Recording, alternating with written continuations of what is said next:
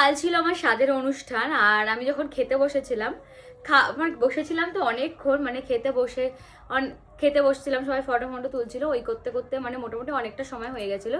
তো হঠাৎ করে যখন প্রাচেতা আসলো আমার কাছে আর কি ভিডিও করার জন্য, তখন হঠাৎ করে মানে ফ্যান থেকে আগুনের ছিটকাচ্ছিল, তো ওই ভিডিওটা ছেড়েছে প্রাচেতা।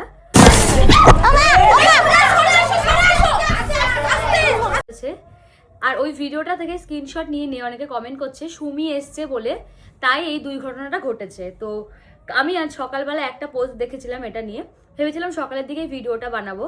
তো তোমাদেরকে বলি, কখনো কাউকে না এরকমভাবে মানে এতটাও নেগেটিভ করে দিও না, যাকে তোমরা মানে পছন্দ করো না তার নামে তোমরা মানে এরকমভাবে বলবে।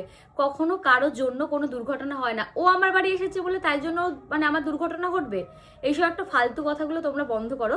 আমি জানি না পোস্টটা ও দেখেছে কি দেখেনি, মানে ওর দেখলেও কতটা খারাপ লাগে। ওর জায়গায় যদি আমি থাকতাম, যখন আমাকে নিয়ে কেউ এই জিনিসটা বলতো আমারও খারাপ লাগতো। এটা একটা মানে নর্মাল বিষয়। এটা তোমরা মানে একটা কিছু পেলে সেটা নিয়ে এত নেগেটিভ যারা ছড়াচ্ছ, সত্যি এগুলো বন্ধ করে, এগুলো একদম ভালো লাগছে না। মানে কিছু কিছু কমেন্ট, কিছু কিছু জিনিস কিন্তু নেওয়া যায় না।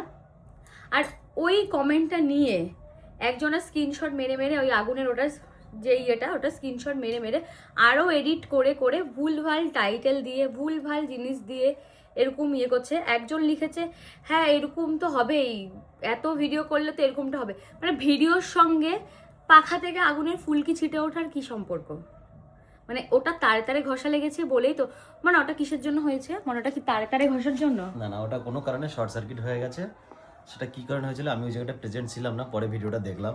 সে যাই হোক সলভ হয়ে গেছে, ব্যাপারটা অসুবিধা নেই।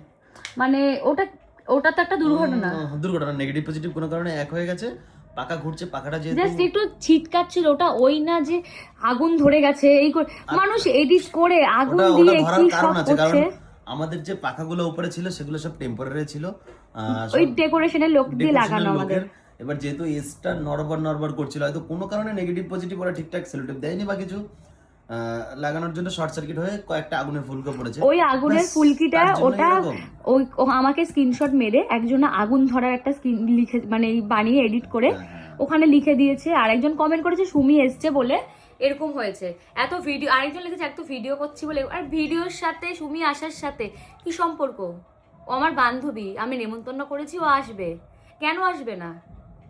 মানে তাই জন্য মানে তোমরা পছন্দ কাউকে করো না বলে এতটাও ইসে না যে তুমি জাকার নামে কারো কিছু বলে দেবে। আরে ওটা কোনো ব্যাপার না। আর এটা আমার একটা শুভ অনুষ্ঠান, সবাই আমাকে আশীর্বাদ দিতে এসেছে। ব্যাপারটা হলো এটা যে কিনা যাদের এইভাবে কথার মানে বলার ইচ্ছে, মানে লোকো কা কাম ই कहना है ऐसा ही बात।